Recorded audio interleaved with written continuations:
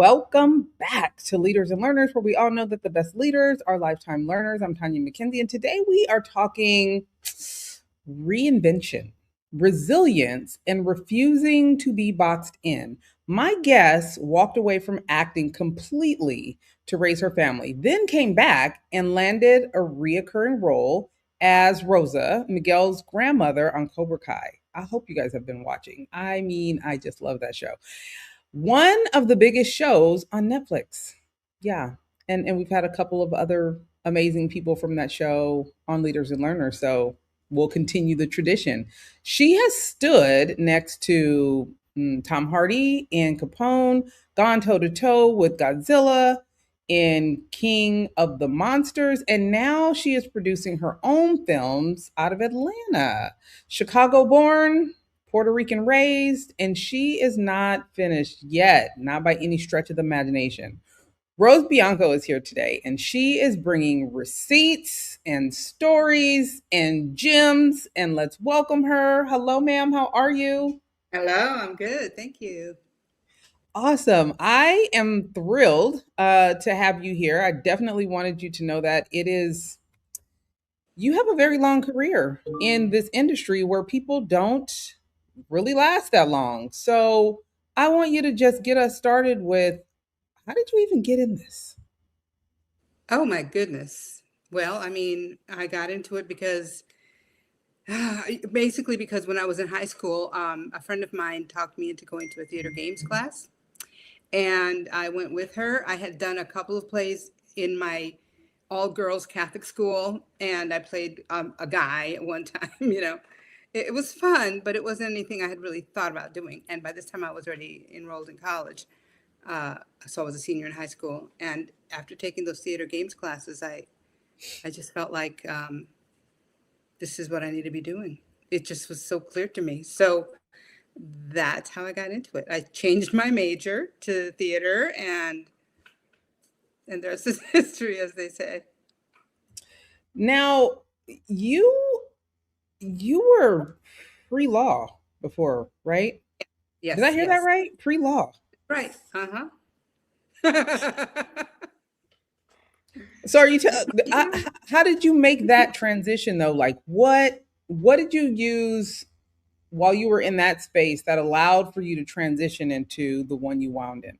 Or was it just some innate other talents that you didn't even know you hadn't explored yet? You didn't know you had.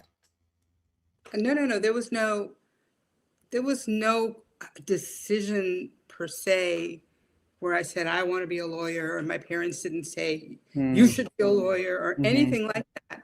It was just a reasonable thing to study. Okay. I had good grades. My nuns actually helped me get into college, and so I said, "Okay, I'll do that." And my mom's like, "Good, you can get us out of jail."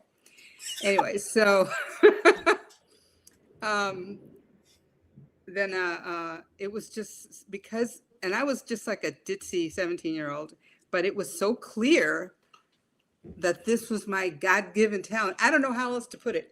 I I got can't you. remember my thought process. All I know is that I took this class. I was walking like a giraffe. The next thing I knew, I was like, this is clearly what I need to be doing. I love I, that. yeah. Millions know you as Rosa, Miguel's grandmother on Cobra Kai. That's not just a paycheck though. That's a piece of pop culture. You are literally a piece of pop culture for us. So, what has playing Rosa meant to you and how has she shaped the way audiences connect with you and even how you connect with them?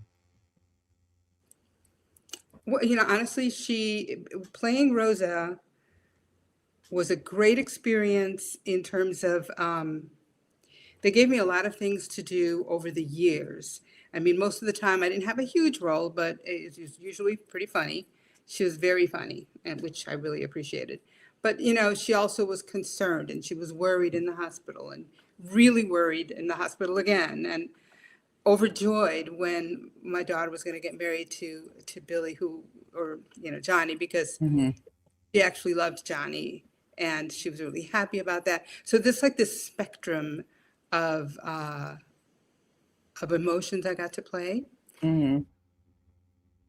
So in terms of an ongoing character, I grew with it.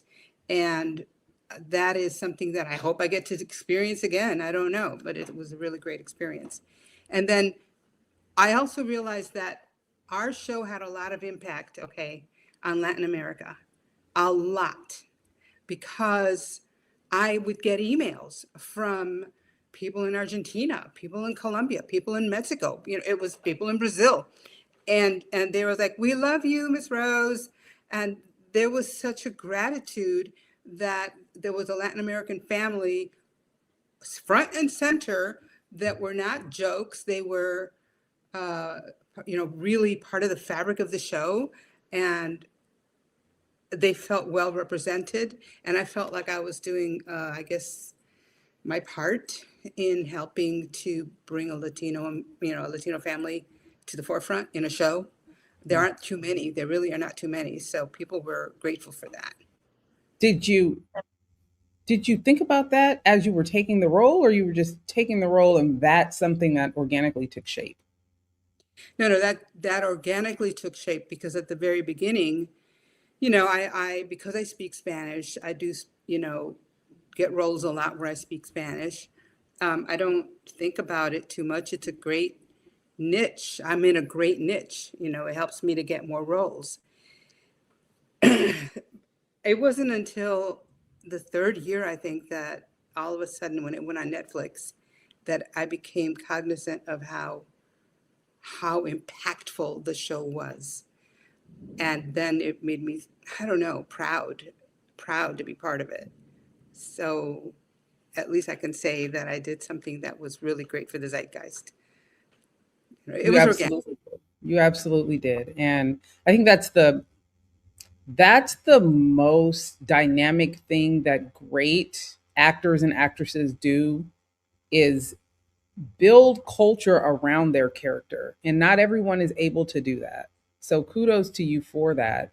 And I hope you know you've been much appreciated on all of our screens, because it's refreshing. We have to be honest about the diversity of roles and the depth of the role.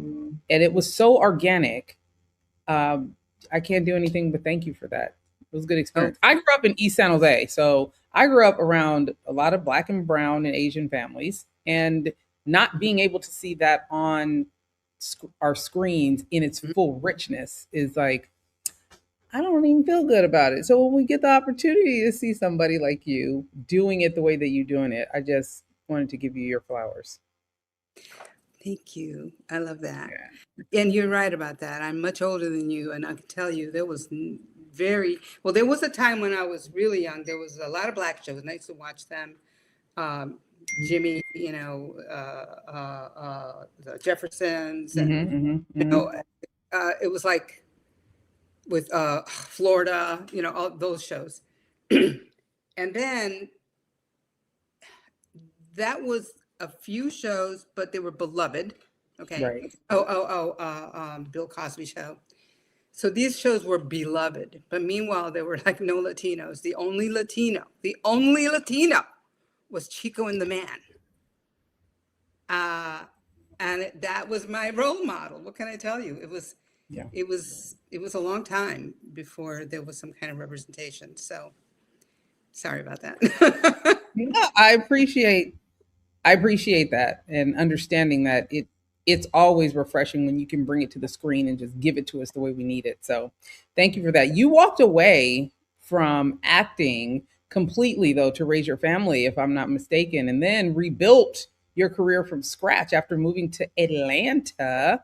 Hollywood does not usually roll out the red carpet for the comeback. So, I want you to talk to me about how that happened and what did that time away teach you about you. Oh, I guess I walked away because I was doing a lot of theater, and it wasn't so much. I did a few Hollywood TV film things, but not many. I mostly did theater and industrials and things like that. I lived in New York for a few years. I lived in LA for a few years. But uh, when I had my baby, when I got married, I immediately went to LA actually when I got pregnant. And everything seemed okay. My husband worked at a theater. He was managing a theater. I was volunteering there. I stage managed a show. Um, but after the baby was born and he was about 2 years old, and I realized how boring life is just being a stay at home mom, I decided to try and get an agent. And I did. I got an agent like that in Los Angeles. And Mhm. I booked my first audition. And it was like a reenactment show. Um, and the agent was like really happy about this. Then I went to a callback for a movie of the week. I mean, I did really, really well in the first month, believe it or not. However, the agent wanted me to get another picture because I only had one and I looked very Spanish. Like, Mm. I really looked like a flamenco dancer in that picture. So she said, well, you need another picture because you look too Spanish and you can play Jewish, you can play Italian, you can play different things. And at the time, my son needed an ear operation. So I said, I don't have money for pictures right now. And she said, you have to, you have to think of your priorities, Rose. And I said, okay, I know what my priorities are. So I realized that I cannot do both things. I needed to take care of my child. I needed insurance, you know, and my husband, the same thing, because he was also an actor in addition to being a theater manager. It was just, you just realign your priorities. And it was a wonderful life. I was very, very, very happy raising my children. Now, cut to now the kids are in high school Mhm. and I don't need to drive them around all the time. And I had actually been doing costumes for some plays, because my husband continued working in theater, so I was always around it. And I decided to see if I can get an agent. And I did once again. I got an agent at Houghton. I booked the first audition that I did. It was for The Ultimate Gift, and it was a great movie with James Garner. And I said, well, I can die happy. I've made a good movie. But so from there, um, I just kept booking like all of the Spanish lady roles, basically. And it just kind of snowballed. So it Yeah. was not that hard because I came back as a different person in a different type. I was a totally different category. And I was kind of like really at the top of my game in that category, certainly in the Southeast. And luckily, Hollywood came to Atlanta.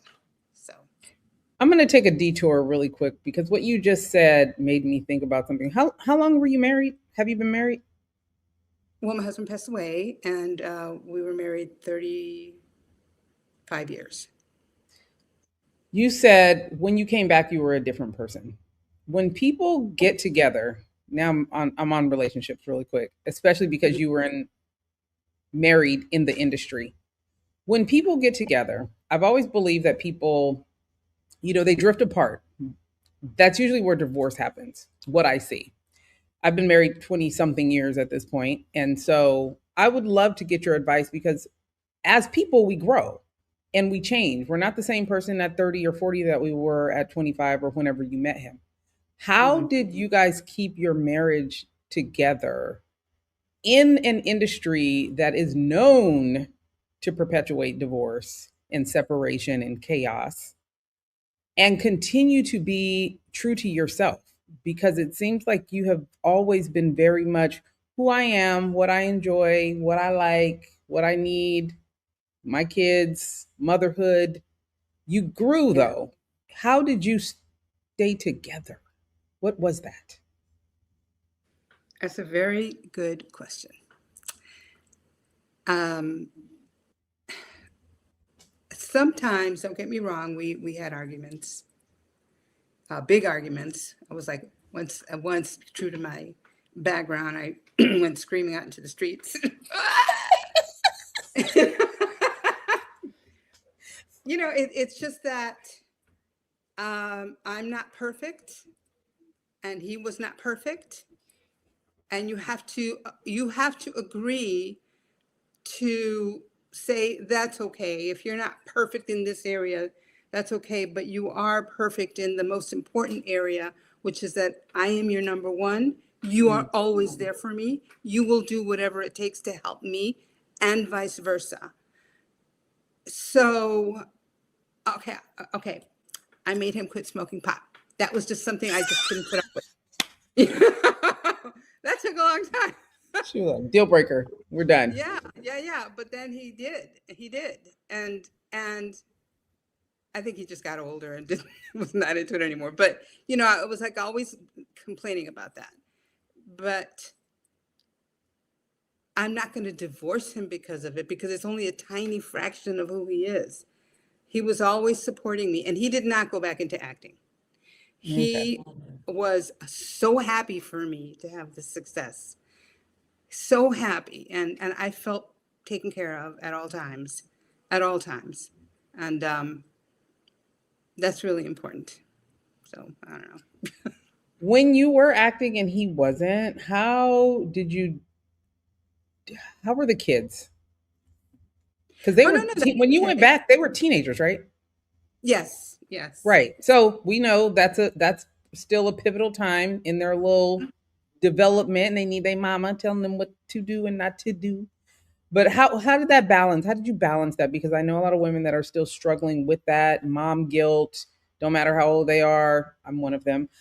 Still want to make sure they know they're the priority. Like, talk to me about that. They are, and they just have to. It wasn't like I was going to Yugoslavia for 6 months. I didn't have jobs like that. I was in Atlanta most of the time. Sometimes I would go to New Orleans. Hmm. I went to New York for 3 weeks at one point. It it's it's that I was still there for them no matter what. My daughter, now she's 30 now. If she has anything she needs to talk over, she talks to me about it, because I've always been able to listen, not judge. With when she was really young, So when that's she was doing the freaking sleepovers, and it's like, oh my God, I can't take it. Of course, we had them fights, but in our house, my husband was like solid as a rock, and he would Mhm. sit and we'd have to have a conversation with her, and she was like, you know, they're so much fun, those conversations. But they knew we were always in their corner and always there for them. And Phoebe thought it was really cool that I was an actress. And my friend saw you on TV, Mom. She thought that was cool, and she was proud of me. And she wrote a paper, I think, for high school, saying the person that you're most proud of, and that was me. Oh, So you lead by example. that's a blessing. Yeah.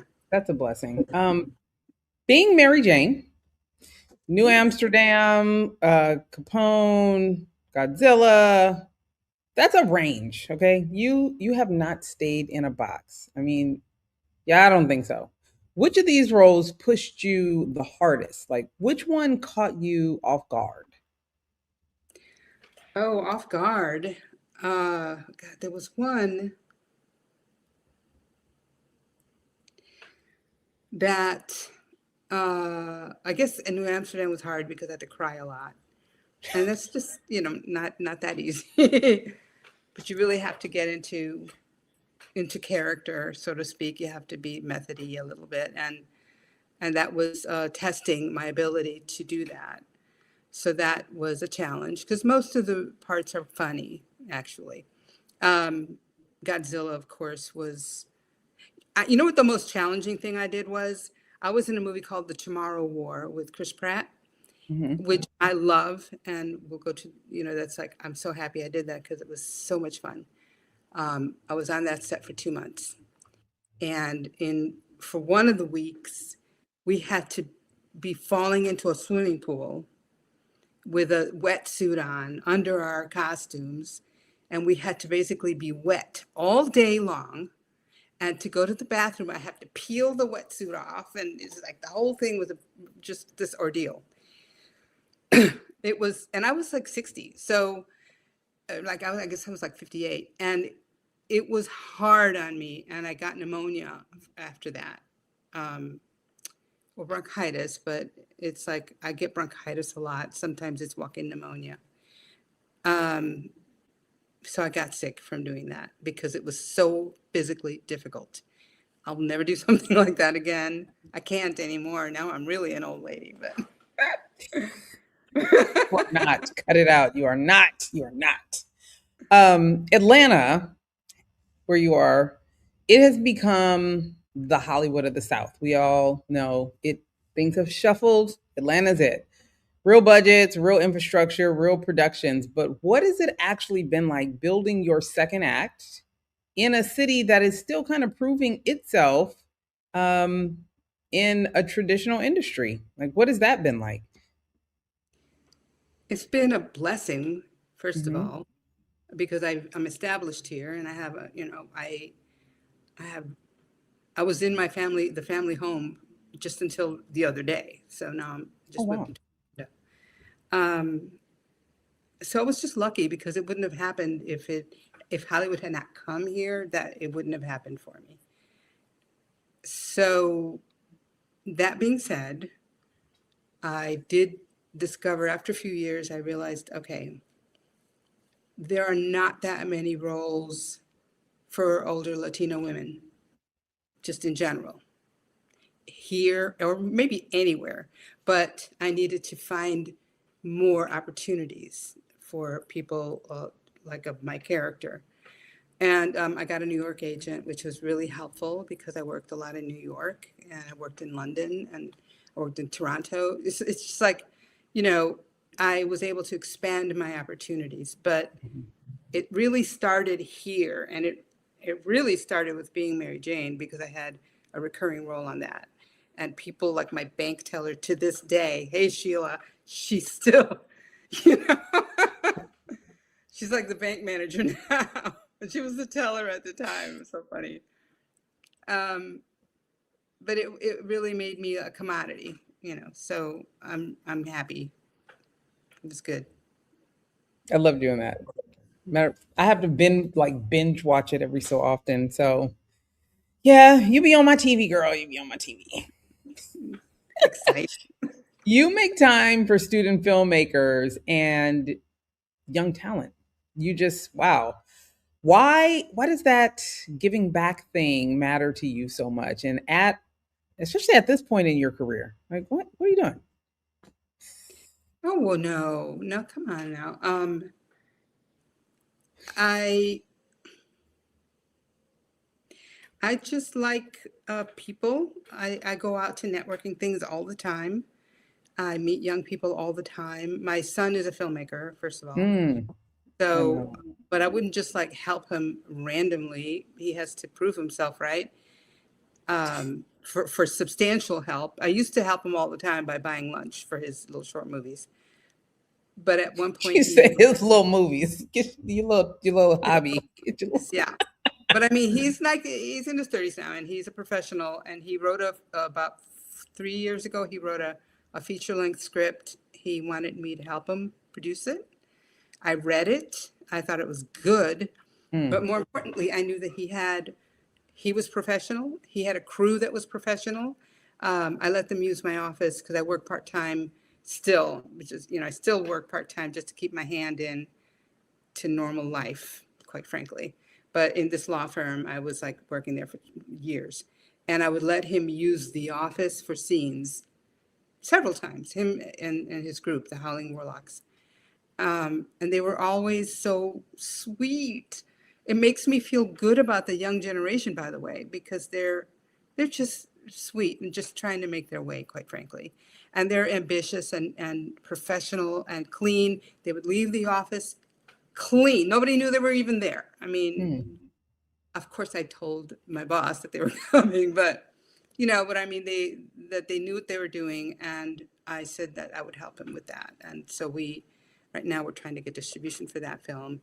I helped him with a short, but he's doing a pilot for a monster anthology, and I also am helping Angel Fabian Rivera, who is a Latino actor, and he Mhm. is doing a pilot for a multicam comedy. and I'm helping him with that. However we can. We need money, we need space. I help him with the casting. So it's just because you want to be involved in your community, right? And I appreciate my community. I appreciate my people. I like being with them. So you help. Definitely a part of your legacy. Yeah, I think that's a wonderful thing. But I want you to tell me, since we're talking about your legacy, you have publicly talked about the roles offered to Latina actresses. Hmm. And, at your age, they still sometimes want you to lean into the same tropes, heavy accent, maid, matriarch. How much of your career has been a fight to be seen as more than just a stereotype? And what advice would you give other young Latina actresses? Um, okay. I played a lot of maids and I decided to stop playing maids. Not that there's anything wrong with maids. My aunt Pilar was a maid at the hotel at the Hilton in Puerto Rico for years. My mom briefly did some maid work. It's a way to make money. There's nothing wrong with it. But we do other things because look at Sonia Sotomayor. She's a Supreme Court judge. Hmm. So there are other things that Latino people do and are. And I just really try to expand that window of knowledge for the world. I mean, quite honestly, watching TV, you learn a lot of things about people and the human condition. And so the fight is every single day. I try to find roles that are just for a 50 to 60-year-old woman. You know, she doesn't have to be Latina. Um, I submit myself sometimes for things like that. I work on these short little web series type things with my young friends because they often give me amazing roles that I would never get to play in the mainstream yet. Um, I did a show, oh my gosh, Lisa Vidal, who played the boss, Mary Jane's boss on Hmm. Jane. Love Lisa her. Vidal and she gave me this amazing message. We were in the van one day and we were talking about opportunities for Latina actors. And when she was young in New York, she told her agent, you know, if you cannot find me any roles other than streetwalker and maid, well, I guess I'm in the wrong business because I don't want to do that anymore. And she just drew a line. And so that worked for her. And you have to decide, maybe you need credits, so you're going to do some roles, but after a while, you need to decide for yourself, is this okay for me? And if it's not, then you have some say in your own career and in your own life. So just say what you need to say. I love that. Great advice. You don't have to do it, ladies. You don't have to. You can say no. You Right. can decide who you are in this industry, in any industry. I think. My niece right now, she wants to enter into a male dominated industry, and her dad is giving her some pushback. And I'm like, girl, you Right. got to let him know he is not. He's not the boss of you. You are the boss of you, because you have to live with those consequences, not him. So I don't know. I love that. Be who you want to be. You're from Victory Gardens. What is it? Victory Garden Theater, in Yes. Chicago, Yes. right? Uh-huh. To sets with Tom Hardy and Jamie Foxx. You are pretty magnificent. What is the through line with all of the work that you've done? If you had to sum up your whole story in one sentence for somebody who's never heard of you, what would it be? Oh my gosh. Um,